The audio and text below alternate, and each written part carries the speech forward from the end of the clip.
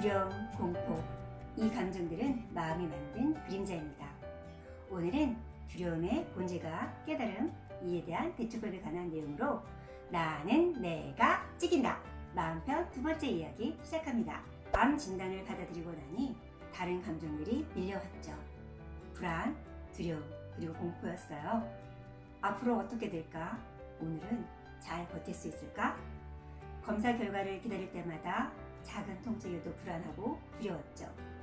모르기 때문에 오는 공포, 이미 겪어봤기에 오는 공포. 그때 깨달았죠. 불안과 두려움은 내 마음이 만든 그림자라는 걸. 그래서 생각했어요. 내가 이 불안과 두려움에 휘둘리면 지금 나를 살리는 데 도움이 될까? 대답은 NO! 두려움은 미래를 좋은 쪽으로 향하지 못하게 하죠. 오히려 현재를 무너뜨릴 뿐. 그렇다면 선택은 하나. 불안과 공포를 인정하되 끌려가지 않는 것. 두려움을 얼마나 담담하게 받아들이는지는 사람마다 달라요.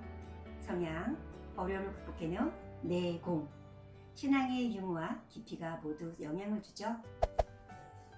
불안, 커지죠. 마치 스프링처럼, 다이어트 요요처럼 튀어오르죠. 중요한 건 없애는 것이 아니라 다루는 것이죠.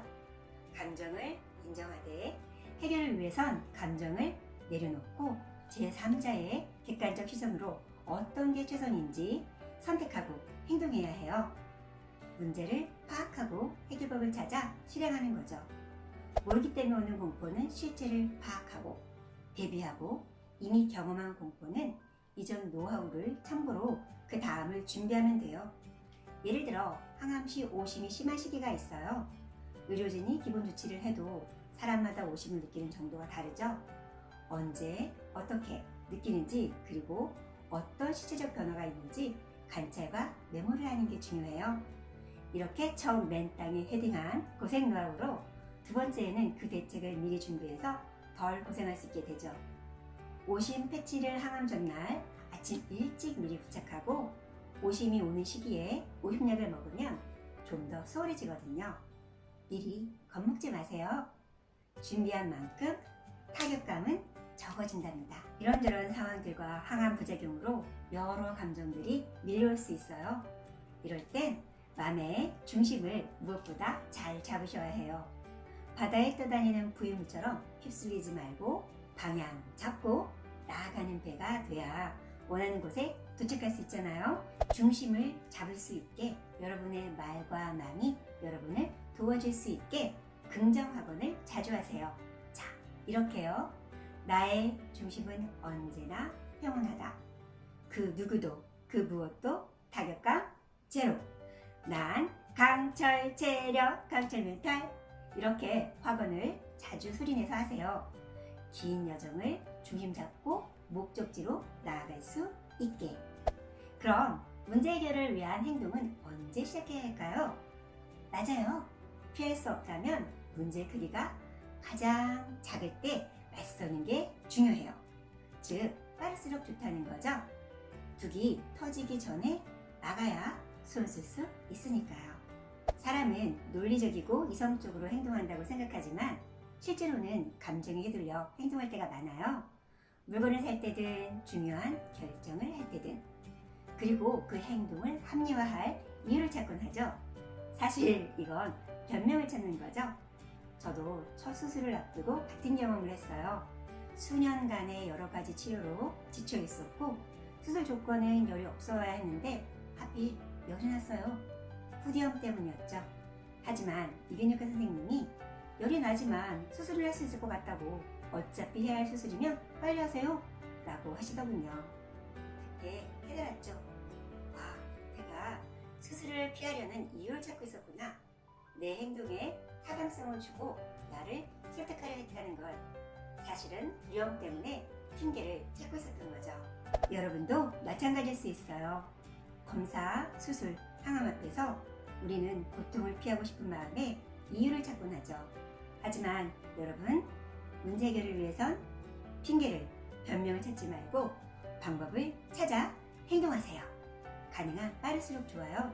특히 건강에 관해선 피하지 않고 맞설 때 새로운 기회가 열려요. 복습해볼까요? 밀려오는 두려움에 어떻게 대처해야 할까요? 그렇죠? 두려움을 내려두고 문제의 크기가 제일 작을 때 먼저 맞붙는 것. 감정을 빼고 제3자의 시선으로 최선을 선택하기. 그래서 용기를 내 바로 행동했죠. 두려웠지만 용기를 내 수술대에 올랐고 유막간암 치료 기회를 잡았어요. 예상 못했던 다른 문제들도 조기에 발견하고 해결할 기회를 얻었죠. 여기 이것들이 제가 이겨낸 고통의 증거들이에요. 수술할 때 끼는 팔찌 같은 거 아시죠? 수술 날짜 및 어떤 수술인지 써져 있어요.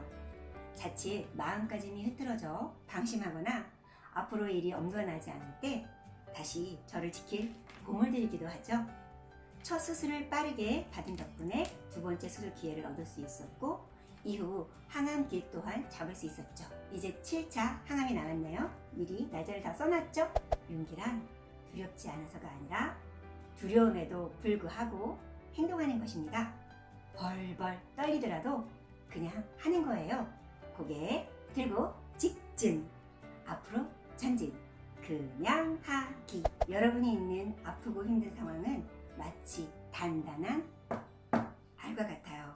그 알을 깨고 나와야 해요. 스스로 껍질을 깨야만 건강하고 새로운 미래를 맞이할 기회를 얻을 수 있죠. 암이라는 큰 문제 혹은 인생의 어려움 앞에 선 여러분, 쫄지 말고 있는 힘껏 껍질을 깨고 나오세요. 그래야 비로소 밝은 미래가 열리죠. 암이란 큰 단어 앞에서 본인 외에 다른 사람들이 쉽게 나서기 힘들 뿐 아니라 그들도 각자 삶의 무게가 있죠. 응원과 힘이 될 수는 있어도 결국 알을 깨고 나올 힘과 용기를 내야 하는 건 바로 여러분 본인이에요.